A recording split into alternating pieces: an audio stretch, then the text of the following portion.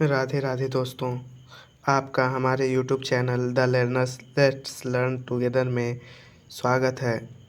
थोड़ा तबीयत ख़राब है, लेकिन उम्मीद है कि आप लोग स्वस्थ होंगे।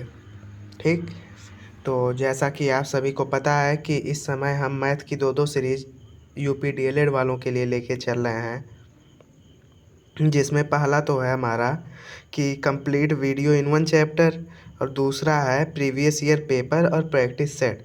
तो आज हमने complete chapter in one video में परसेंटेज क्लियर किया है। और ये जो आज हमारा इसका टेस्ट सीरीज़ वाला चैप्टर सीरीज़ है, उसमें आज हम 2018 का पेपर लेकर के आए हैं। तो हो सकता है ये वीडियो कल तक अपलोड हो, तो इसके लिए मैं माफ़ी चाहता हूँ, क्योंकि मैं कंटिन्यू लगा हुआ ही हूँ। थोड़ा तबीयत भी ख़राब है और उम्मीद है कि वो परसेंटेज वाले वीडियो से आप बहुत ज़्यादा क्लेरिफाई हो जाएंगे परसेंटेज को लेकर के। तो आइए हम बिना देरी किए आज का अपना टेस्ट सीरीज़ जो कि प्रीवियस ईयर पेपर है 2018 का, उसे सॉल्व करते हैं। उससे पहले हम आपको बता क्या दें, आपसे अनुरोध था कि अगर अभी तक आपने हमारे चैनल को सब्सक्राइब नहीं किया है तो चैनल को सब्सक्राइब कर लें, वीडियो को लाइक करें और शेयर करें, और अपने सारे डाउट्स कमेंट बॉक्स में पूछें। और अगर कुछ अच्छा लगे, कुछ क्वालिटी हमारी आपको पसंद आए तो उसे भी कमेंट बॉक्स में बताएं। कुछ बुराई अगर हो, अगर हमारा समझाया हुआ आपके समझ में ना आता हो, तो उसे भी आप कमेंट बॉक्स में बता सकते हैं। ठीक, तो आइए हम देखते हैं। जैसा कि आप सभी लोगों को पता है कि डीएलएड में चौथा पेपर जो होता है वो गणित का होता है, जिसका आपको 18 क्वेश्चन आता है, जिसमें और 1 घंटा समय रहेगा, 25 नंबर का होगा, जिसमें आपका 5 क्वेश्चन रहता है बहुविकल्पीय 5 नंबर का, 6 क्वेश्चन रहेगा आपका अति लघु उत्तरीय जो कि 6 नंबर का होगा, और फिर आपका आएगा लघु उत्तरीय जो कि 1 क्वेश्चन 2 नंबर का, यानी कि 14 नंबर का होगा। ठीक, तो इस तरह आपके 25 नंबर हो जाएंगे। तो आज का हमारा पहला वस्तुनिष्ठ प्रश्न का यानी कि ऑब्जेक्टिव क्वेश्चन का पहला प्रश्न है, 80 और 90 के बीच अभाज्य संख्या है। तो हमने आपको चैप्टर में complete chapter in one video वाले सीरीज़ में करा दिया है कि जो संख्याएं सिर्फ एक से और खुद से कटती हैं वो अभाज्य संख्याएं होती हैं। तो सबसे पहले ये देख लीजिए, 8 1 9 हो गया, और आपको पता है कि जिन संख्याओं का योग 3 से हो या फिर 3 का कोई गुणनखंड हो, तो वो संख्या जो है वो 3 से विभाज्य होती है। तो 8 1 9, ये तो 3 से कट जा रहा है, 6 से नहीं कटेगा, 9 से भी कट जाएगा। तो ये तो वैसे ही नहीं होगा। यहाँ 83 है और 87 है, तो 8 3 11 हो गया, 8 7 15, 15 भी आपका 3 से कट रहा है। यहाँ 81 है और 89 है, फिर 8 1 9 हो गया, ये भी कट जाएगा। यहाँ 83 है और 89 है, ये हमारा जो है ऑप्शन नंबर डी, क्योंकि 8 3 11 हो गया और 8 9 17 हो गया। ना 11 किसी से कट रहा है, ना 17 किसी से कट रहा है, तो इसका मतलब हमारा ऑप्शन नंबर डी जो है ये सही हो जाएगा। दूसरा क्वेश्चन है, 90 डिग्री के कोण को कहते हैं। अच्छा, न्यून कोण क्या होता है? न्यून कोण जिसका माप 90 डिग्री से कम होता है। ठीक, समकोण यानी कि जिस कोण का मान 90 डिग्री होता है। तो हमारा ऑप्शन नंबर बी हो जाएगा। तीसरा प्रश्न है, वृत्त के किन्हीं दो बिंदुओं को मिलाने वाली रेखाखंड को कहते हैं। तो किन्हीं दो बिंदुओं को मिलाने वाला जो ये मान लीजिए वृत्त है, एक बिंदु ये हो गया, एक बिंदु ये हो गया। ठीक, ये जो होगा ये व्यास हो जाएगा। ठीक, लेकिन अगर एक बिंदु ये है, एक बिंदु ये है, ये अगर मिला दे तो ये हमारा जीवा हो जाएगा। ठीक, तो हमारा ऑप्शन नंबर बी हो जाएगा। ठीक, वृत्त के किन्हीं दो बिंदुओं को मिलाने वाले रेखाखंड को हम जीवा कहते हैं। यहाँ तक क्लियर हो गया सबका? आइए अगला क्वेश्चन हम देखते हैं।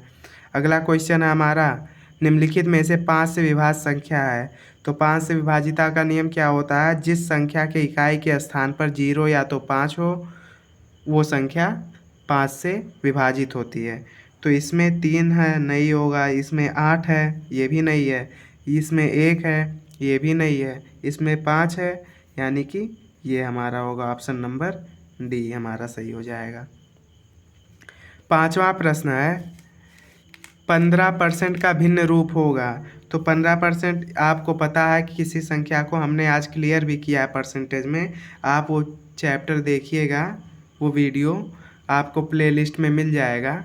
तो इसका क्या होगा, हमने उसमें बताया है कि किसी भी भिन्न को प्रतिशत में बदलने के लिए उसे 100 से भाग कर देते हैं। तो 15% है, 100 से भाग कर देंगे, नहीं गुणा करेंगे। और माफ़ करिएगा, थोड़ा सर दर्द कर रहा है, उसी वजह से डिस्टर्ब हो जाते हैं। तो किसी भी भिन्न को प्रतिशत में बदलने के लिए 100 से गुणा करते हैं, और किसी भी प्रतिशत को भिन्न में बदलने के लिए 100 से भाग करते हैं। तो हमारा 15% है, तो 15/100 हो जाएगा।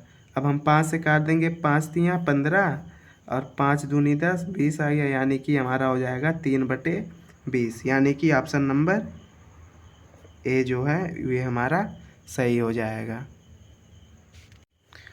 अगला हमारा है अति लघु उत्तरीय प्रश्न का प्रश्न संख्या 1, जिसमें है कि राकेश ने 65% अंक वार्षिक परीक्षा में प्राप्त किए। यदि पूर्णांक 500 रहा हो तो राकेश को कितने अंक मिले। तो 500 का 65% हम निकाल देंगे। तो आपको पता है कि प्रतिशत निकालने के लिए हम क्या करते हैं, 500 को गुणा कर देंगे 65/100 से। ये 2 शून्य से 2 शून्य कट जाएगा, हमारा आ जाएगा 5×5 = 25, हासिल 2 लगेगा, 5×6 = 30 और 30×2 = 32, यानी कि 325 नंबर उसने हासिल किए। ठीक, अब प्रश्न संख्या 2 है, समीकरण 3x - 5 = x - 3 को हल कीजिए। तो इसका क्या हो जाएगा, तो ये हो जाएगा 3x - 5 = x - 3। तो ये x इधर आ जाएगा, ये 5 इधर आ जाएगा। तो 3x, यहाँ पे धन x है तो इधर आएगा तो ऋण x हो जाएगा, बराबर 3, यहाँ पे ऋण 5 है तो इधर आएगा तो धन 5 हो जाएगा। 3x में से 1 x जाएगा तो 2x आ जाएगा, और 5 × 3 = 8 हो जाएगा। तो x बराबर 8/2 हो जाएगा, यानी कि x बराबर, ये कट जाएगा 4 आएगा, x बराबर 4, ये हमारा आंसर हो जाएगा। ठीक, क्वेश्चन नंबर 3 है, यदि किसी वर्ग की भुजा 6 सेमी है तो उसका क्षेत्रफल ज्ञात कीजिए। तो वर्ग का क्षेत्रफल का फार्मूला क्या होता है, भुजा स्क्वायर। ठीक, तो वर्ग का क्षेत्रफल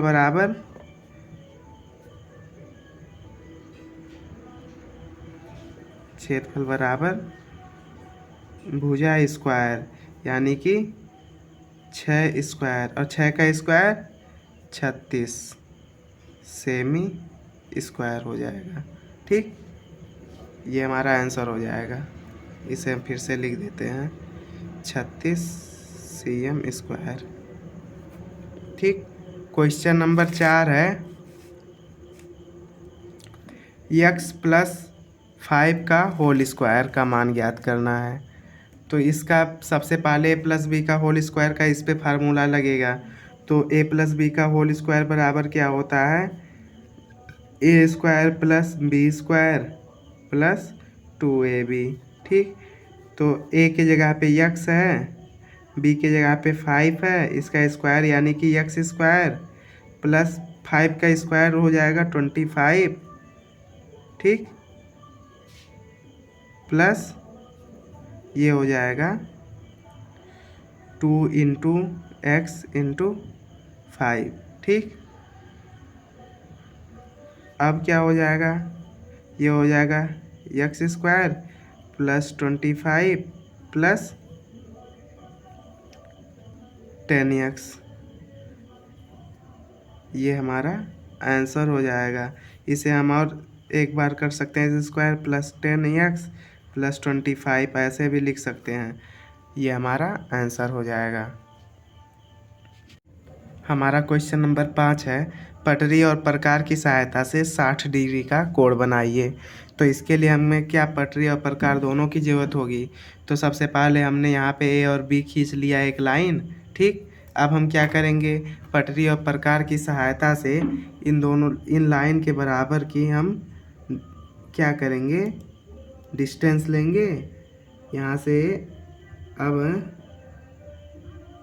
जो है हमारा डिस्टेंस एकदम इक्वल हो गया।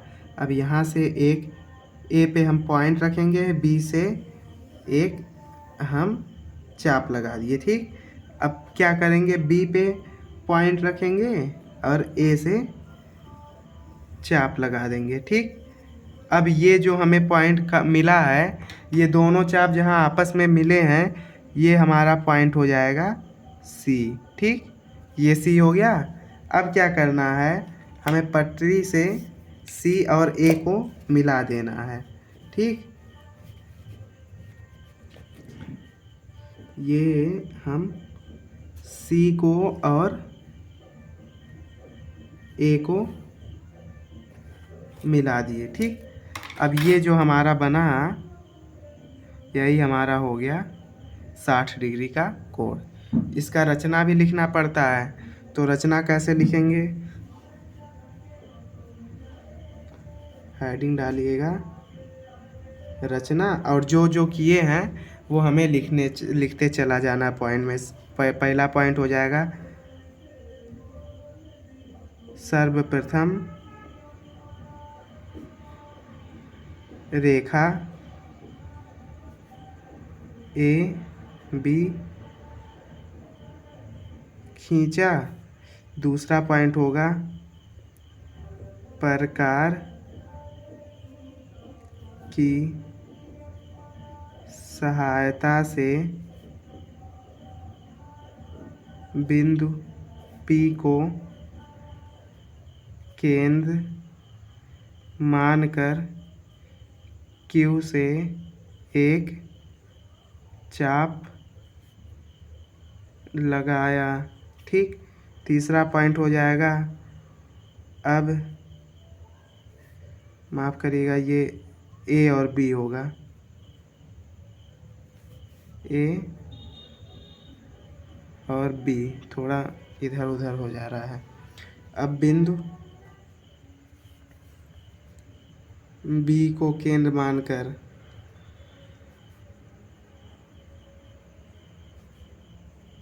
ए से एक चाप लगाया,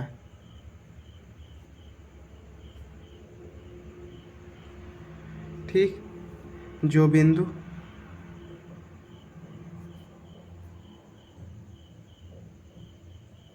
ए के चाप को सी पर काटता है। राइटिंग को थोड़ा इग्नोर करिएगा आप लोग, ठीक। हमारी राइटिंग को एग्ज़ाम में तो आपको लिखना ही है, हमारी राइटिंग उतनी अच्छी नहीं है, इसीलिए हम बोले। अब देखिए, अब क्या करेंगे, हम ए व सी को मिला देंगे, ठीक। ए व सी को मिला देंगे और क्या करेंगे, पांचवा पॉइंट हो जाएगा, इस प्रकार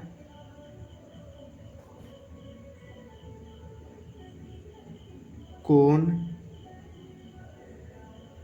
सी A B equal to 90 degree होगा, और हमारा सी बी ए भी 90 डिग्री होगा, ठीक। ये कोण भी हमारा 90 डिग्री का बन रहा है। ये जो कोण बन रहा है, ये भी हमारा, वो माफ़ करिएगा 60 डिग्री का, माफ़ करिए 60 होगा, 60 डिग्री का हमारा ये कोण भी बन रहा है, ठीक।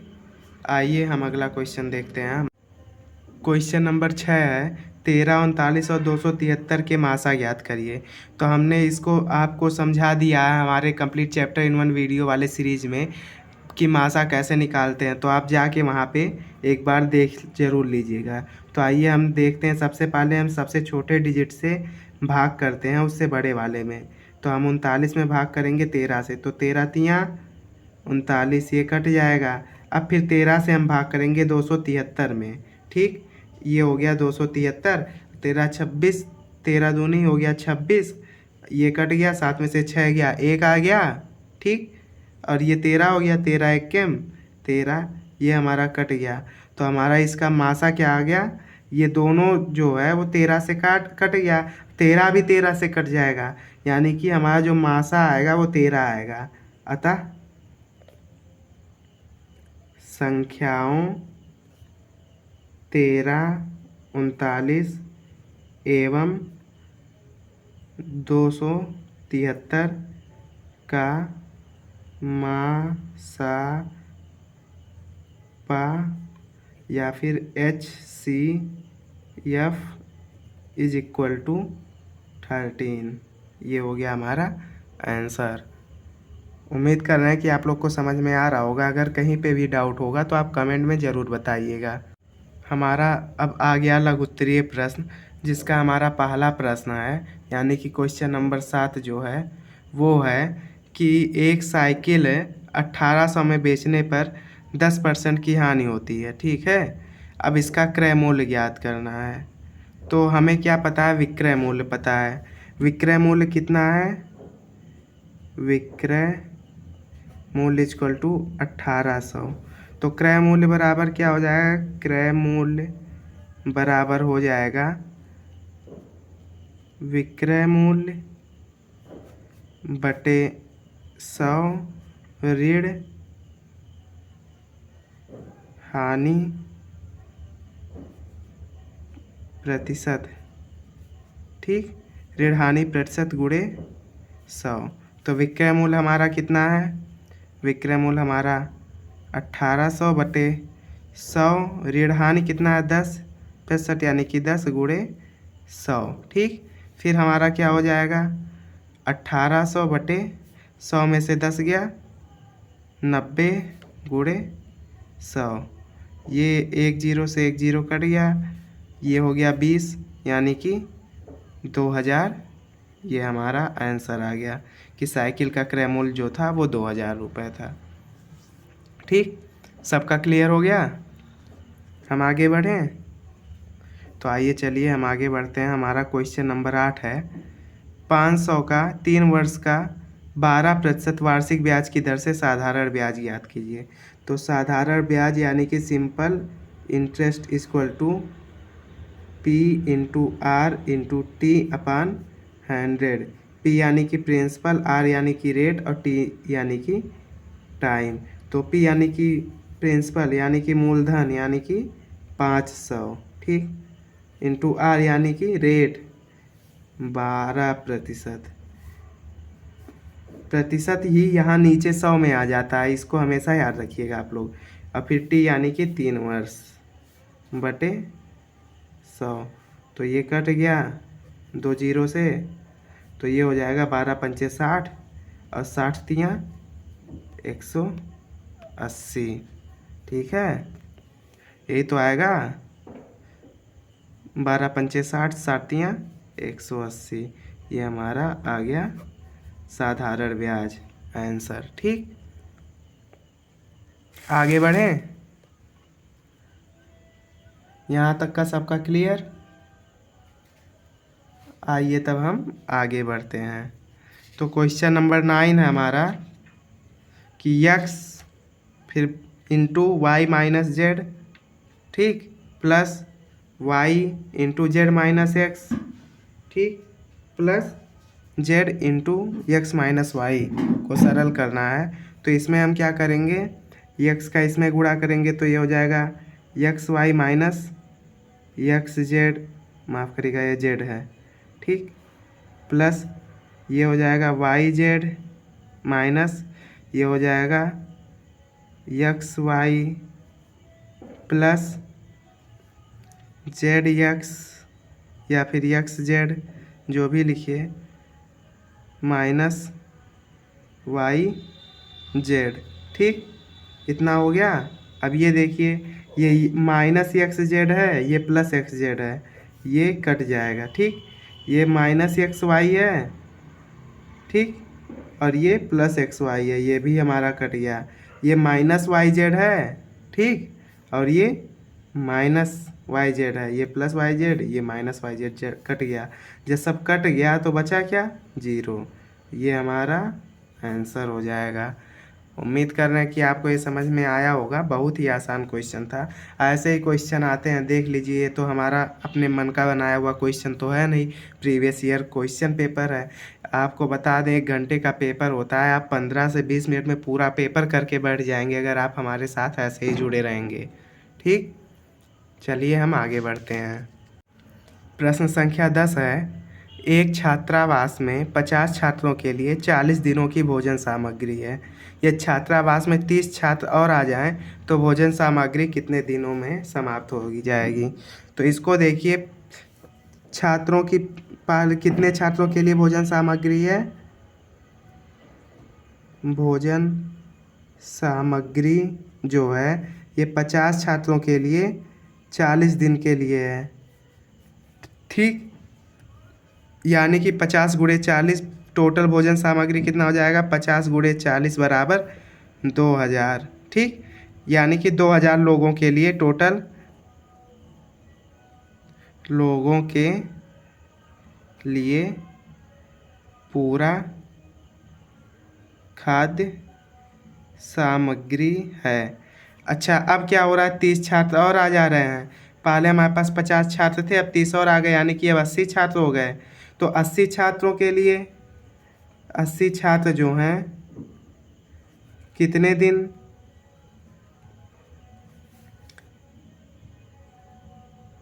खाद्य सामग्री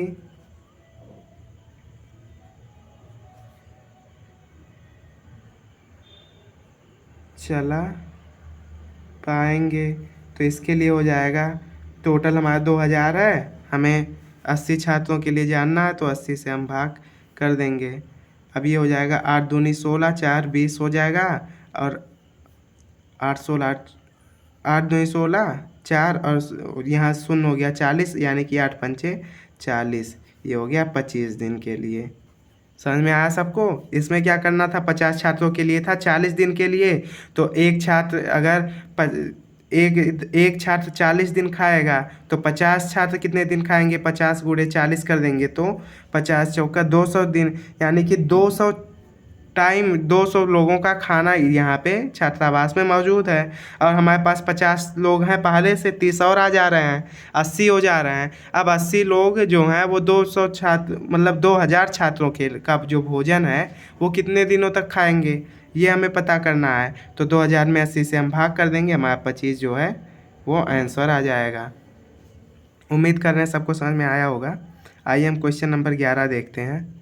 तो क्वेश्चन नंबर 11 है, एक आयताकार गत्ते का क्षेत्रफल 117 वर्ग सेमी है, इसकी लंबाई 13 सेंटीमीटर है, तो गत्ते की चौड़ाई याद कीजिए। तो आयताकार गत्ते का क्षेत्रफल, तो आयत का क्षेत्रफल बराबर लंबाई गुणे चौड़ाई होता है। क्षेत्रफल 117 दिया है, लंबाई कितना दिया है? 13 सेंटीमीटर, इंटू चौड़ाई हमें फाइंड करना है। ठीक, तो हम क्या करेंगे, ये चौड़ाई इक्वल टू ये इधर आ जाएगा, यानी कि 117 बटे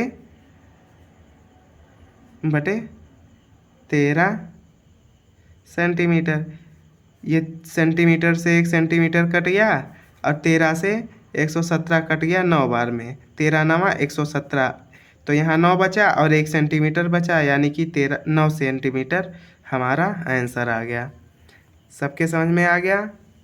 चलिए हम आगे बढ़ते हैं। क्वेश्चन नंबर 12 है, एक रेलगाड़ी जिसकी लंबाई 270 मीटर है एक खंभे को 9 सेकंड में पार करती है। उसकी चाल जो है वो हमें किलोमीटर प्रति आवर में बताना है। ठीक है, इसे हमें बताना है किलोमीटर पर आवर में। ठीक है, तो इसके लिए हम क्या करेंगे, सबसे पहले तो इसमें हम ट्रेन की लंबाई दिया हुआ है। ठीक, हमें फाइंड क्या करना है, अच्छा ये बताइए 270 सेंटीमीटर जो ये लंबाई है और 9 सेकेंड में पार कर रहा है, यानी कि ट्रेन की लंबाई जो है वही हमारा डिस्टेंस भी है। ठीक, तो दूरी बराबर हो जाएगा ट्रेन की लंबाई बराबर 270 मीटर। ठीक, 9 सेकेंड में पार कर रही है, यानी कि समय बराबर 9 सेकेंड। समय बराबर 9 सेकेंड हो गया। ठीक, अब हमें फाइंड क्या करना है, हमें बताना है उसकी चाल।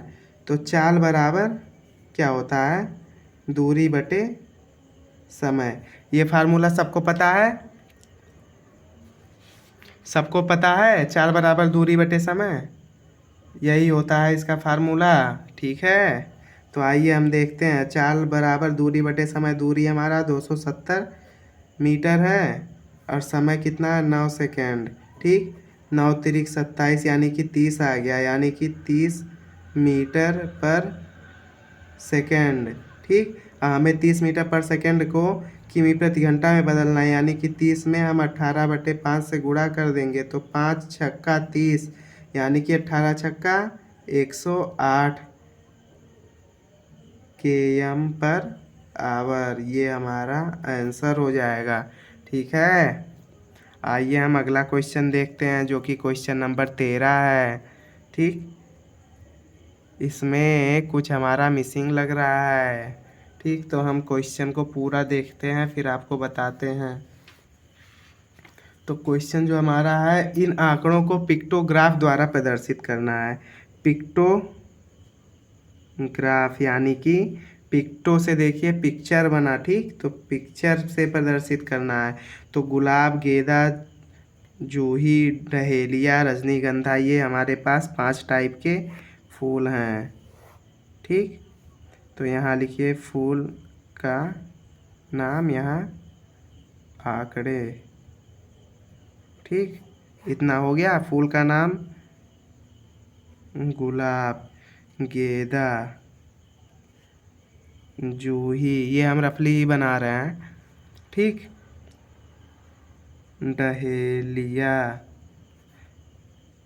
रजनीगंधा। ठीक, गुलाब को हम दिखा देंगे 300, हम मान ले रहे हैं 50 50 50 50 का अंतर कर रहे हैं, क्योंकि 100 है, फिर 150, 85 है, फिर यहाँ 250 है। ठीक, तो 50, एक फूल बराबर, यहाँ पे लिखिए एक चित्र बराबर 50 फूल। तो गुलाब कितना है 300, यानी कि 5 छक्का 30, यानी कि 6 गुलाब बनाइए। तो 6 गुलाब बनाइए, ऐसे ही आप गुलाब बना दीजिए। आपको अगर बनाने आता हो, खैर हमें तो नहीं आता, हम ऐसे ही बना दे रहे हैं। ठीक, 3 4 5 6। गेंदा कितना है, गेंदा 250, यानी कि 5 बनाना है। 1 2 3 4 5।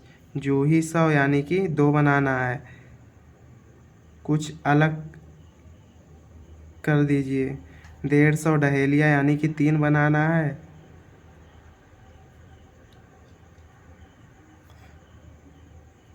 जैसे भी आपको आता हो बनाने।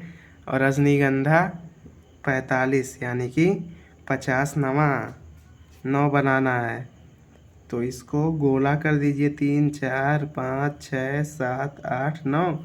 अब इसमें ऐसे ऐसे कर दीजिए अपना, यानी कि आपको जितने दिए हैं उतने तरीके से दर्शाना होगा। तो यहीं पे आज का हमारा सीरीज़ ख़त्म हो गया। आज का पेपर जो था हमने 2018 का था या 19 का, एक बार आप लोग देख लीजिएगा, 2018 का था, जिसे आज हमने सॉल्व कर लिया। उम्मीद करते हैं आपको वीडियो पसंद आया होगा। यहाँ तक आपका हमारे साथ बना रहना हमारे लिए बहुत मायने रखता है। इसी तरह आपसे उम्मीद है कि आप ऐसे ही हमारे साथ बने रहेंगे। तो वीडियो को लाइक करें, शेयर करें, कमेंट करें, हमारी अच्छाइयों को भी हमें बताएं, हमारे बुराइयों को भी हमें बताएं और चैनल को सब्सक्राइब करना ना भूलें अगर अभी तक आपने नहीं किया है तो। और भी सपोर्ट अपना बनाए रखें थोड़ा, क्योंकि अभी हमारा चैनल नया है और हम ग्रो कर रहे हैं धीरे धीरे। ठीक, तो यहाँ तक बने रहने के लिए आप सभी का धन्यवाद।